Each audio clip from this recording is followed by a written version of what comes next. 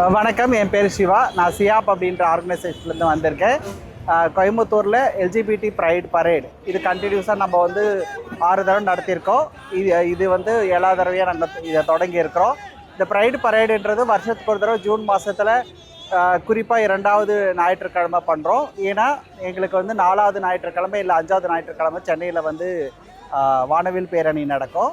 இங்கே எங்களோட கோரிக்கை இந்த ரீஜனில் இருக்கக்கூடிய பிரச்சனைகளையோ இல்லை எங்களுக்கு பொதுவாக இருக்கக்கூடிய பிரச்சனைகள் அரசாங்கத்துக்கிட்ட, அதாவது தமிழ்நாடு அரசாங்கத்துக்கிட்டையோ இல்லை யூனியன் கவர்மெண்ட் கிட்ட, இந்திய ஒன்றியத்துக்கிட்டே எங்களுக்கு தேவையான கோரிக்கைகள் வைக்கவும், இல்லை பொதுமக்கள்கிட்ட எங்களுக்கு என்ன கோரிக்கைகள் இருக்கோ அந்த கோரிக்கைகளை வைக்கிறதுக்கோ, இல்லை பேரண்ட்டுகளாக இருக்கக்கூடியவங்க, எங்களுடைய அப்பா அம்மாவாக இருக்கக்கூடிய அண்ணன் தம்பியாக இருக்கிறவங்க, இவங்களெல்லாம் அந்த இதை சொல்கிறது மூலிமா நாங்கள் எங்களை ஏற்றுக்கிறோம் அப்படின்றது தான் ஒன்று.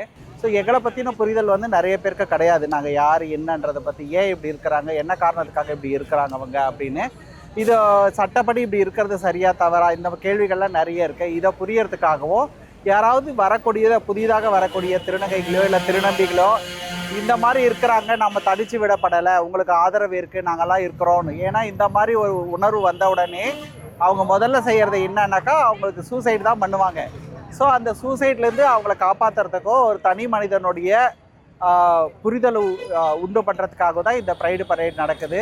ஸோ அரசாங்கம் பொதுவாக எங்களை எப்படி பார்க்குதுன்னா ரொம்ப கம்மியான எண்ணிக்கையில் இருக்கக்கூடியவங்கன்னு.